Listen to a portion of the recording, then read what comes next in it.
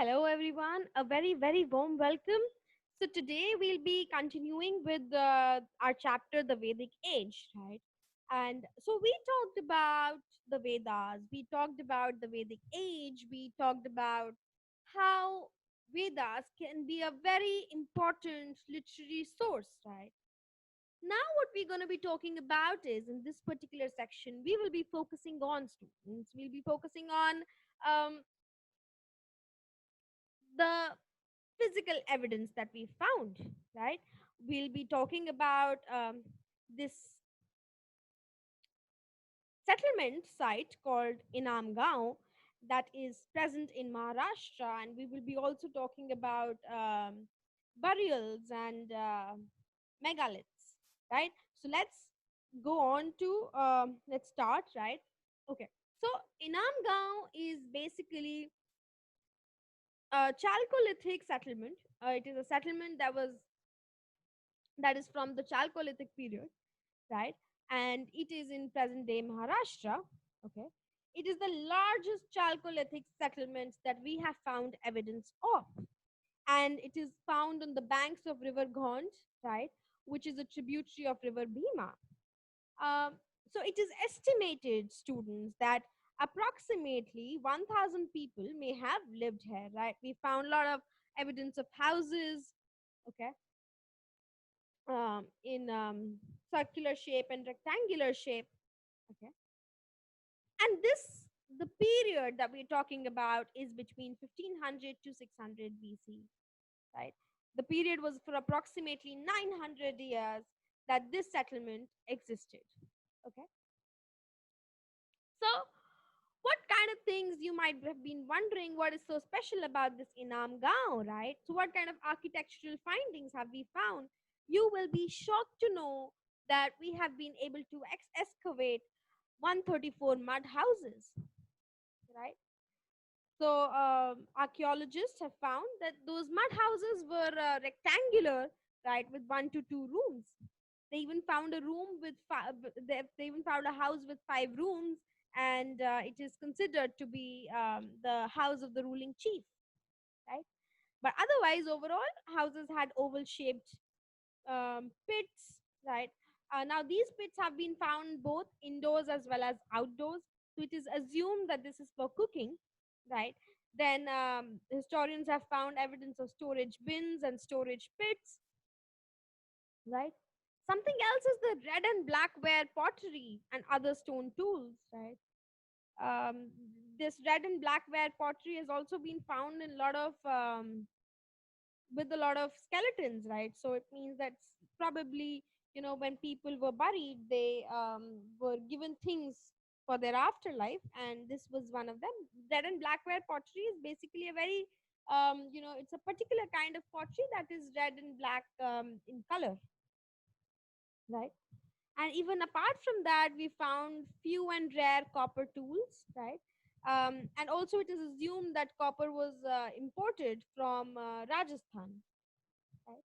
Then you have ivory and other semi precious stones, beads of terracotta, beads of seashell, which indicate that these people used to trade with other parts as well, right? Then historians have also been able to find terracotta figurines and toys of animal figures, right?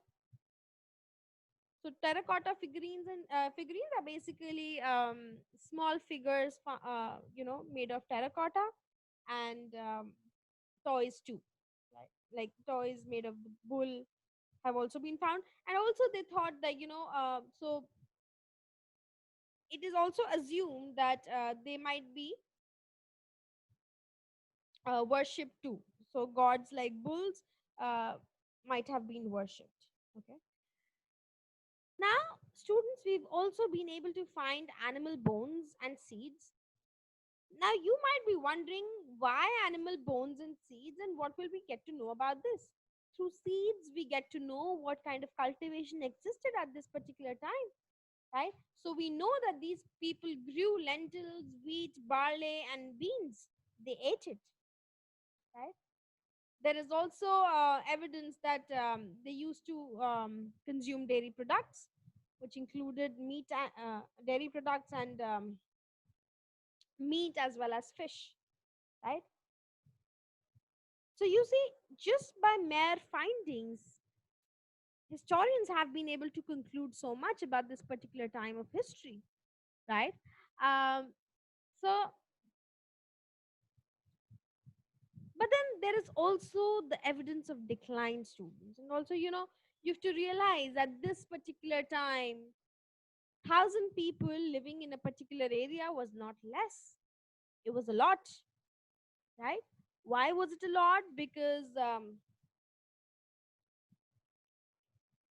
students, civilization when they grow, right?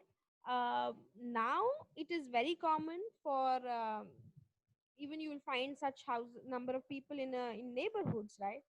But previously it was very difficult because people had a very different kind of lifestyle. They were hunter gatherers, right? This shows clearly that there was a slight shift in the patterns of lifestyle, right?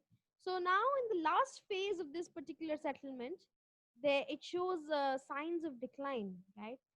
For example, there is evidence that farming had declined, right? It could have been due to scarcity of water or rains or the decrease in soil fertility. But there is evidence of decline in farming, right? People relied more on hunting and gathering, right? There is also, we've seen evidence of change in the construction of houses. So later on, we find more circular houses instead of rectangular ones, right?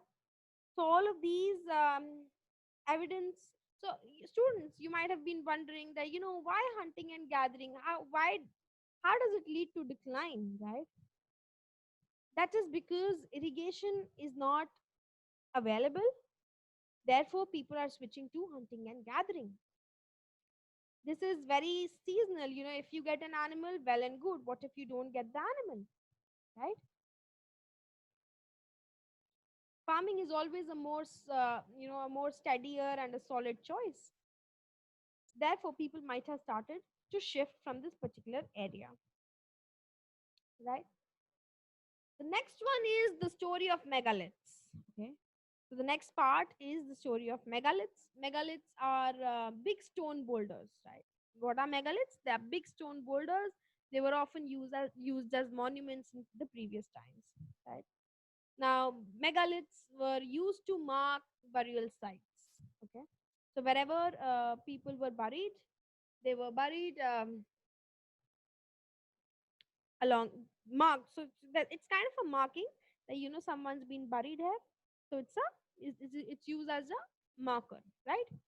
The next one is that they're very carefully arranged, right? Where they're very carefully placed, very carefully arranged. And this putting these big boulder stones, right, at the grave is actually a 3,000-year-old practice. And this practice has been prevalent throughout India, students. We find this in Northeast, in the Northwest, in the Deccan, in Jammu and Kashmir, right? We find so many graves throughout, and all of those burial sites, right, have very nicely placed megaliths. Okay. Now, as I was talking previously as well, the black and red wear. So one of a very common feature at these burial sites throughout India that we found, right, is that they were buried with black and red wear. That is a kind of a pottery, right? And so they were. So students, it was a thing that whatever. So people often buried the dead with their belongings, right? So we found evidence of skeletons being buried with red and black and red wear, iron tools, then horse skeletons, the equipments for the horses, right? Ornaments of stones and golds and other things. So something very precious that if the person owned, that also. Now, why do you think they would do that? Why do you think they would bury the dead with grains and iron tools and horse skeletons and stuff? Now, the thing is, it was a belief that there was a afterlife, right? So, the idea behind filling the grave with other possessions of the person, right?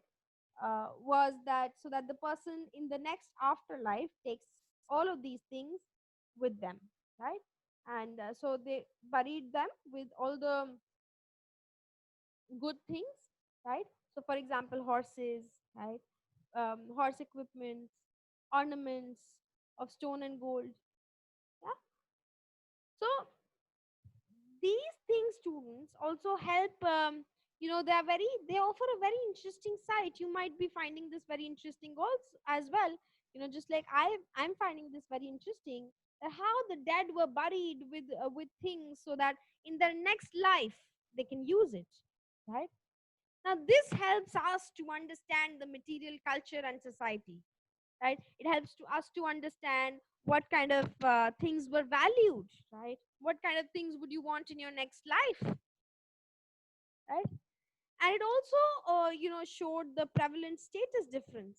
So, for example, the burial site, which is, which has the skeleton which has more things buried with it would mean that this person belonged to the higher strata, whereas those which did not have um, you know such extravagant things buried with him or her would show automatically that there is a status difference, right? So these megaliths, although are just mere big stone boulders, but they give us so much. They've been so insightful, right, for the historians and for us to uncover what kind of what were their burial practices, what kind of things did they bury, why did they bury, right?